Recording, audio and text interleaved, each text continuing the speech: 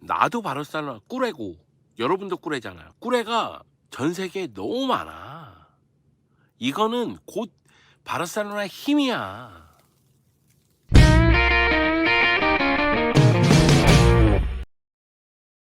또영주TV의 또영주입니다.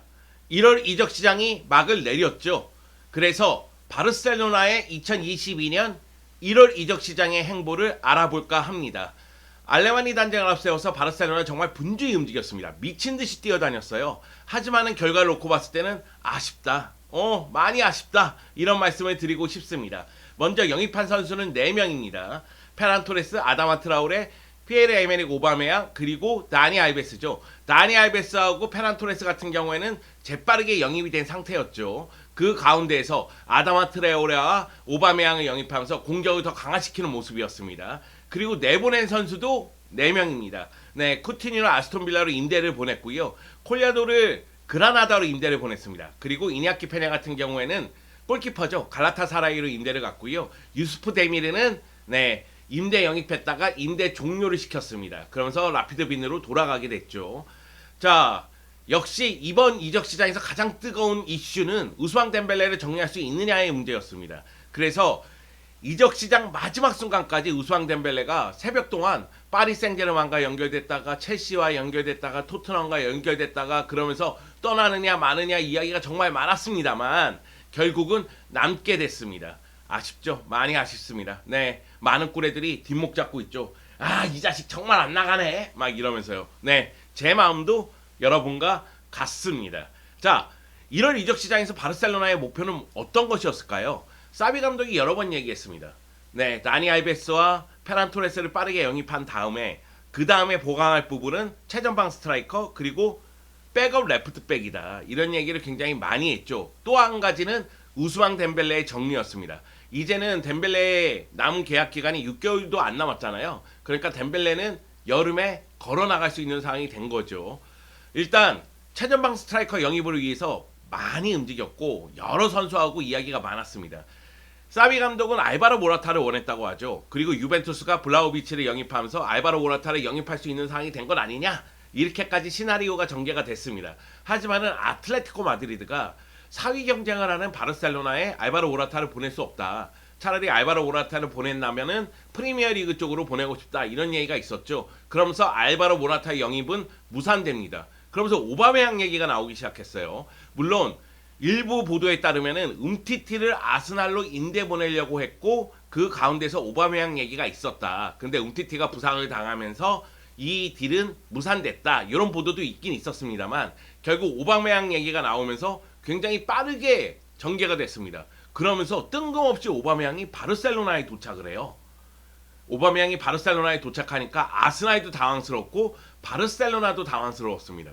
그러면서 많은 팬들은 야 이거 뭔가 있다. 그냥 놀러 온 거 아니다. 이런 얘기가 있고 일부 보도는 이거는 아스날과 바르셀로나 구단의 협상이 이루어지지 않은 상태에서 왔기 때문에 완벽하게 이루어지지 않은 상태에서 왔기 때문에 오바메양의 단독 행동이다. 이런 얘기가 있었죠. 그러면서 이제 바르셀로나는 오바메양을 영입하고자 노력하는 모습이었습니다. 결국은 오바메양을 영입하게 됩니다. 사실 이제 오바메양을 영입하는 과정에서 이야기가 굉장히 많았던 것이 오바메양의 주급이 35만 파운드 그러니까 42만 유로 정도가 돼요. 근데 그것을 10만 유로로 깎아서 바르셀로나랑 계약할 것이다. 이런 얘기가 있었거든요. 그런데 오바메양하고 바르셀로나하고 계약이 무산됐다는 얘기가 나오면서 이거 물 건너갔구나 이런 생각이 들었다가 막판에 라포르타 회장이 인터뷰에서 오바메양과 계속해서 접촉을 하고 있고 긍정적인 결과를 원하고 있다는 이야기를 했습니다. 결과론적으로는 아스날 입장에서는 한 주마다 35만 파운드씩 받아가는 오바메양을 정리한다는 측면에서 계약 해지를 했고요. 그러면서 바르셀로나는 이적 시장 문이 닫혔지만은 무적인 상태의 오바메양과 계약을 할 수 있는 상황이 됐습니다. 그래서 곧 공식적인 발표가 날 것으로 보입니다. 자, 오바메양 영입을 확정지었다는 이야기를 말씀드렸고요. 그 다음에는 백업 레프트백 영입 실패했습니다. 일단 아약스의 탈리아 피코하고 연결이 굉장히 많이 됐죠. 그래서 저희 방송에서도 탈리아 피코 얘기를 굉장히 많이 했습니다. 그런데 아약스 입장에서는 탈리아 피코를 임대로 보낼 생각은 없다. 보낸다면 완전 이적이다. 이적료를 다오. 이 얘기였고 만약의 경우 보내지 못한다 할지라도 터나우 감독은 탈리아피코를 남겨야 된다고 얘기했으니까 안 보내면 그만이다 이런 상황이었고, 바르셀로나 입장에서는 6개월 임대 후 이적을 하겠다 이런 자세를 취하고 있었습니다. 그러다 보니까 탈리아피코는 바르셀로나로 오고 싶어 했는데 아약스하고 바르셀로나하고 협상이 제대로 이루어지지 않았던 것이죠. 그러다 보니 스페인 쪽에서는 라마시아 출신의 그리말도와 연결이 되고 있다 이런 얘기까지 나왔습니다. 근데 벤피카 입장에서는 그리말도 이적은 없다 이렇게 단호하게 이야기를 했고요. 그러면서 결국은 바르셀로나는 레프트백 영입에는 실패를 하고 말았습니다. 그리고 우스왕 덴벨레 정리 있잖아요. 사실 바르셀로나 입장에서는 아다마 트라우레를 영입한 게 우스왕 덴벨레를 정리하겠다는 거의 대놓고 표현한 것이거든요. 왜냐하면 우리는 측면에 드리블러가 필요한데 우스왕 덴벨레를 써야 되느냐 말아야 되느냐 이런 얘기가 나오니까, 그러니까 아예 아다마 트라우레를 임대 영입하면서, 원래는 토트넘하고 아다마 트라우레가 굉장히 가까웠었죠. 그런데 바르셀로나가 아다마 트라우레를 딱 낚아채면서 임대 영입하게 됐고요. 그러면서 아다마 트라우레가 있으니 측면에 드리블러는 있다 이렇게 표현을 하면서 우스왕 덴벨레를 정리할 생각이었죠. 근데 우스왕 덴벨레 정리가 제대로 되지 않았습니다. 라포르타 회장의 얘기에 따르면은 우리는 할 수 있는 거 다 했다. 프리미어리그 클럽에게 제안도 하고 뭐 파리 생제르맹에게 제안도 하고 할 얘기 다 했다. 그런데 아마도 덴벨레가 여름에 떠날 것에 대해서 그 덴벨레 상대 클럽과 계약이 되어 있는 것 같다. 이런 식으로 이야기를 했고, 아마 상대 클럽은 파리 생제르맹일 가능성이 농후합니다. 자, 덴벨레가 6개월 동안 남게 됐습니다. 그러면은 덴벨레는 어떻게 활용이 될 것이냐? 사비 감독은 남은 경기 일정에 덴벨레를 투입하기를 원한다는 이야기를 하고 있고요. 반면에 알레마니 단장을 비롯해서 바르셀로나 구단 경영진은 모리바처럼 아예 전력에서 제외시키자, 훈련만 참가시키고 나머지는 다 제외시키자 이런 이야기를 하고 있다고 합니다. 그래서 어떻게 될지는 좀 봐야 되겠습니다. 근데 제가 생각하기에는 이 부분에 대해서 화요일 날인가 회의에 들어간다고 하는데 저는 덴벨레 쓰지 않았으면 좋겠어요. 결국은 덴벨레 빈자리를 생각해서 아다마 트라오레를 영입한 거잖아요. 아다마 트라오레가 어느 정도 할지는 모르겠지만 그래도 덴벨레를 쓴다는 것은, 이것은 좋지 못한 선례를 남길 수가 있기 때문에 그런 측면에서 생각했을 때는 덴벨레를 쓰지 않는 게 좋지 않을까, 그런 생각은 좀 듭니다. 자, 그러면은 오바메양에 대한 이야기를 좀 해볼까요? 네, 많은 바르셀로나 팬들이 오바메양을 왜 영입했냐, 오바메양 지금 완전 하락세다, 오바메양이 바르셀로나에서 잘할 수 있느냐 이런 이야기를 많이 하고 있고, 일부에서는 야, 오바메양이 은근히 잘할 수 있다. 왜? 바르셀로나는 미드필더진이 좋으니까 득점 기회를 계속 만들어줄 수 있지 않겠느냐. 오바메양 같은 경우에는 오프더볼 상황에서의 움직임, 스피드, 그리고 결정력 이런 부분에서 장점이 있기 때문에 바르셀로나하고 궁합이 맞을 수도 있다. 이런 얘기를 하고 있습니다. 일단 오바메양 영입에 대해서 반대하는 이유는 첫 번째가 1989년생이에요. 네, 30살이 넘었죠. 나이가 있는 편입니다. 에이징 커브가 언제 오더라도 이상하지 않다. 그 점을 말씀드리고 싶고, 두 번째는 오바메양이 2015-16 시즌 도르트문트에서 25골을 넣은 다음에 5시즌 연속으로 한 시즌의 리그에서 20골 이상을 넣었습니다. 근데 지난 시즌에 프리미어리그에서 10골 넣었죠. 그리고 올 시즌에 프리미어리그에서 4골 넣었습니다. 그러니까 지난 시즌부터 결정력이 꺾였다는 거예요. 그렇기 때문에 야, 지금 결정력이 계속해서 안 좋아지고 있는 오바메양을 굳이 영입해야 되느냐 이런 이야기를 하고 있는 거죠. 근데 반면에 오바메양에 대해서 기대하는 분들은 일단 얘는 분데스리가 득점왕이야. 2016-17 시즌 분데스리가에서 31골 넣었어. 얘는 프리미어리그 득점왕이야. 2018-19 시즌 물론 살라 마네와 함께 공동 득점왕이지만은 22골 넣으면서 프리미어리그 득점왕이야. 그 얘기는 뭐냐면 골을 넣을 줄 아는 놈이야. 분위기만 맞춰주면, 전술적으로 받쳐주면 얘는 골을 넣을 수가 있어. 이렇게 얘기하는 분들이 있죠. 또 한 가지는 도르트문트에서 아스날로 이적했을 때, 네, 도르트문트에서 아스날로 이적했을 때 1월 이적 시장을 통해서 이적을 했는데 그 시즌 후반기에 프리미어리그에서 13경기 출전해서 10골을 넣었습니다. 그러니까 오바메양 같은 경우에는 겨울 이적 시장을 통해서 이적을 해도 제 실력을 발휘할 수가 있다. 이것을 입증하지 않았느냐. 그렇기 때문에 오바메양을 잘 활용한다면은 골 득점력, 전체적인 빈곤한 득점력으로 고생했는데 득점력 부분도 해결할 수가 있다. 이렇게 얘기하시는 분들이 있어요. 제가 좀 양아치 같지만 이번에도 이 두 의견이 다 맞다고 생각을 해요. 결국은 오바메양 스스로가 얼마나 노력하느냐의 문제와 함께 사비 감독이 오바메양을 어떻게 활용하냐의 문제가 같이 병존한다고 생각을 합니다. 저는 그 얘기도 동조를 해요. 데파이가 있는데 오바메양이 왜 필요하냐? 데파이랑 오바메양이랑 얼마나 차이가 있느냐? 저 이 얘기도 동조를 합니다.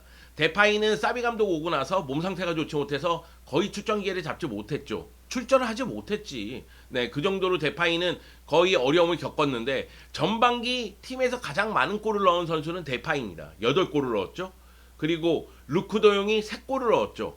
그리고 브레이스웨이트가 초반에 2골 넣고 부상으로 나가 떨어진 다음에 돌아왔잖아요.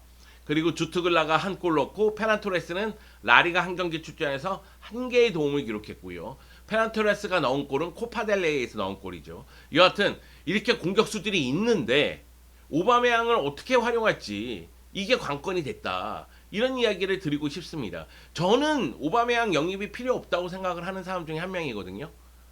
저는 오바메양이 과연 필요한가? 먼저 이거부터 깔고 갈게요. 제가 만약에 바르셀로나 입장이었으면 오바메양 영입 안 했습니다. 네, 오바메양이 아스날에서 일으킨 사건들 보고 그리고 지난 시즌과 올 시즌 골 기록을 봤을 때 오바메양을 영입하진 않았을 것 같아요. 그것도 있습니다. 아다마 트라오레 영입했어요. 그럼 아다마 트라오레가 오른쪽 측면을 책임지겠죠? 그럼 페란 토레스는 어디다 쓸 것이냐? 왼쪽? 아, 좋습니다. 왼쪽에 쓴다고 봐요. 그럼 최전방에 루크 도용하고 데파이잖아요. 그렇지 않습니까? 그리고 안수파티가 지금 부상이니까 이렇게 얘기하지. 안수파티가 돌아오면 안수파티가 왼쪽 쓰겠죠? 브레이스웨이트 같은 경우에도 써야 될 거 아니에요. 그럼 브레이스웨이트도 왼쪽 아니면 최전방 아닙니까? 지금 공격 쪽에 자원이 많다는 거예요.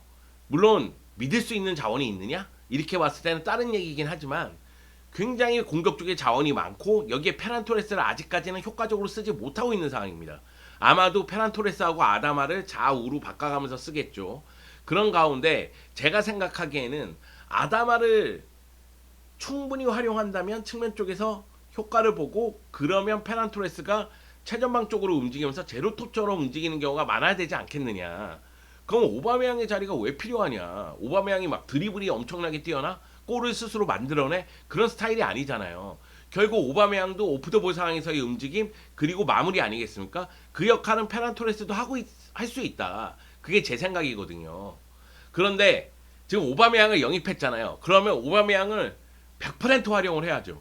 결국 오바메양을 최전방에 두나 왼쪽에 두나 그런 부분에 대해서 사비 감독이 생각을 많이 해야 될 것으로 보입니다. 그러니까 루크 도용은 제가 생각하기엔 선발 자원은 아니라고 생각을 하지만 루크 도용을 어떻게 쓸지에 대해서도 고민을 좀 더 많이 해야 되고요.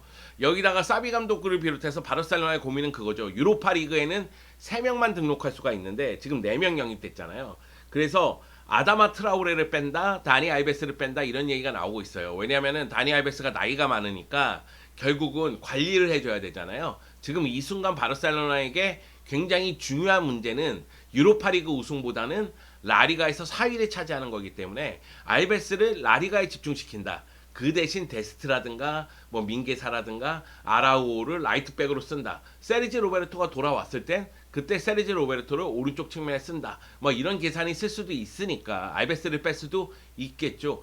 여러모로 봤을 때 저는 글쎄 오바메양이 잘해준다면 너무 좋겠지만 지금 상황에서는 너무나 의심스럽습니다. 네. 결국은 사비 감독이 오바메양의 득점력을 어떻게 높일지에 대해서 고민을 해야 됐는데 그게 쉽지만은 않을 거예요. 네, 페란 토레스를 봤을 때도 그런 생각이 들었거든요.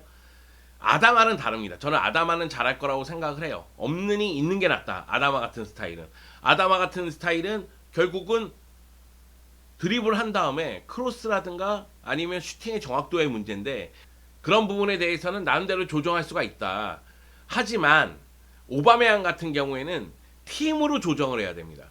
그러니까 아다마 트라우레 같은 경우에는 아다마 트라우레에 대해서 조정을 해야 되지만 오바메양 같은 경우, 페란 토레스 같은 경우에는 팀으로서 전술을 짜놔야 되거든요. 이게 쉽지만은 않을 거라는 거죠. 일단 영입을 했으니까 잘했으면 좋겠습니다. 오바메양이 남은 경기에서 8골 이상만 넣어주면 저는 무조건 잘했다고 할 겁니다. 아니 데파이가 있는데 오바메양을 어떻게 쓰려고 영입을 했는지 그리고 일부에서는 사비 감독은 오바메양을 원하지 않았다는 얘기도 있어요. 상황을 봐야죠. 일단 오바메양이 미쳐 날뛴다면 저는 알레마니 단장에게 기립박수를 보내겠습니다. 노력했어. 덴벨레 정리 못한 거는 덴벨레가 나쁜 놈이지 너의 잘못은 아니란다. 네. 자, 오바메양 영입한 거는 라포르타의 선택이지 사비의 선택이 아니라서 좀 걱정스럽긴 하지만 후반기 기대해 보겠습니다.